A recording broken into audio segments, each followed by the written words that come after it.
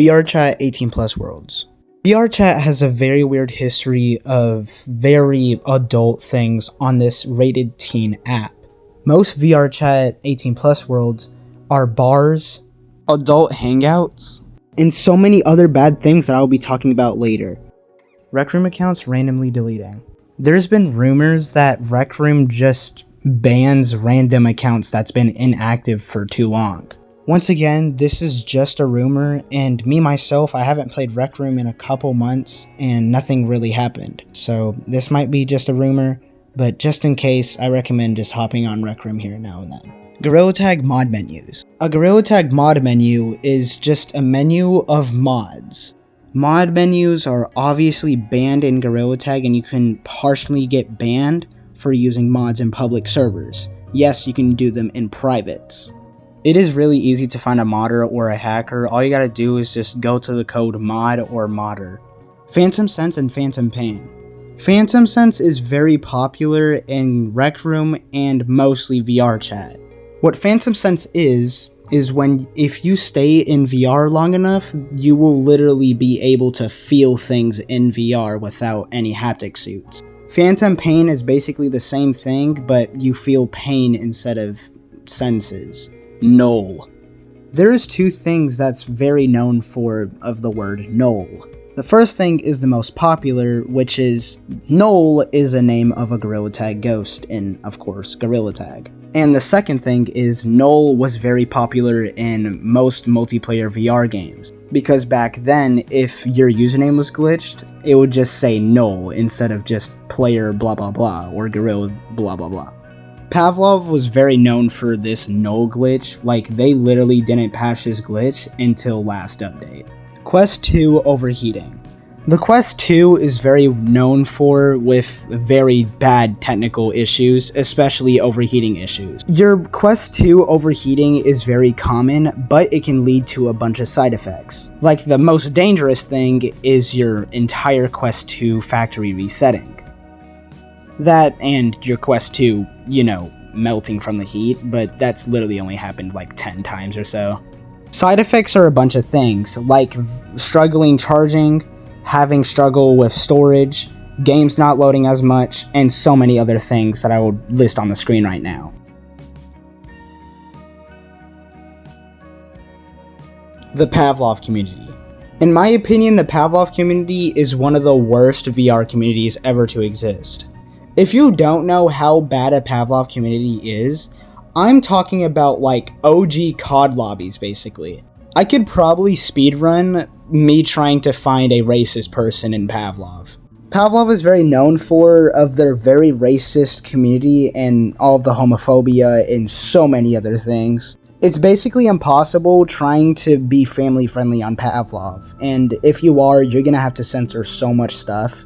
The Quest 2 factory reset glitch. The Quest 2 factory reset glitch, or very known for of the black screen of death, is something that really happens very commonly with the Quest 2. Well, what happens is you literally cannot turn on your VR, and the only way to fix it is factory resetting your entire Quest 2. This happened to me twice in a row. It's one of the worst things that you can experience as a Quest 2 user.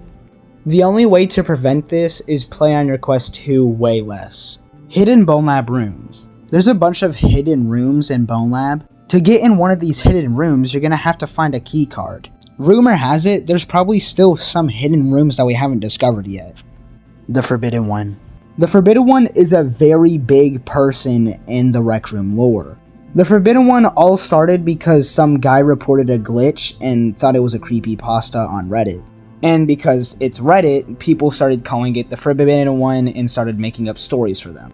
This entire topic back then was so popular that actually Rec Room started doing little scavenging hunts in the rec center because of this. Heck, there was an entire event based off of the Forbidden One. I even have a bubbly of one of them.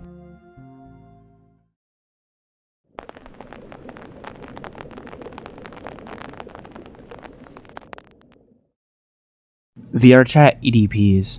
VR Chat is really well known because of their very sexual community. Is very popular in VR Chat. Heck, there's a bunch of groups of grooming. This has been so popular, in fact, there's been actual crimes and cases of VR chat pedophiles. I literally know people that have been groomed on VR chat. And VR chat just lets it happen. Like, I'm being so for real. They just let it happen.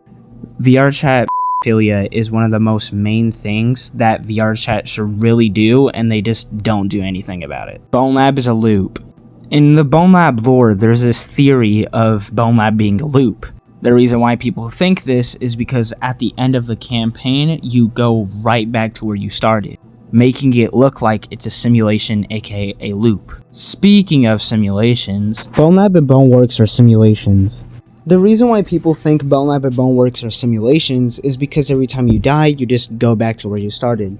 The reason why I know this is because in Bone Lab, you were just escaping the VR world and trying to go back to real life. In Boneworks, I think it's the same, but I've never played the game before, so... VR chat gore worlds. People in VR chat love trolling. So much, in fact, they love pushing the limits. That's why they made gore worlds, so they can scare children to get a good reaction out of them. That's just a theory, but literally I have no idea why people make these worlds, but I've encountered so many gore worlds, it's crazy. And when I say gore, I actually mean real-life dead bodies. Quest 2 Dev Kit. If you don't know what a dev kit is, it's just a very beta version of a console. The Quest 2 dev kit looked like this. Way different from the current Quest 2, right? Loading screen soft lock. VR has had this very bad problem of soft locking and loading screen. I'd say this is like a monthly thing that happens to me. It usually happens to very old games like Pavlov, Rec Room, Gorilla Tag, and other things like that. And if you haven't encountered this bug, and if you have, don't worry, it's nothing really bad, it just soft locks your entire loading screen. Bone Lab AI posters. Bone Lab has a bunch of AI posters. If I'm correct, every single poster in Bone Lab is either made by a professional artist, or they're just made out of AI. If I'm correct, most of these posters are made with AI, since AI was really popular when Bone Lab came out.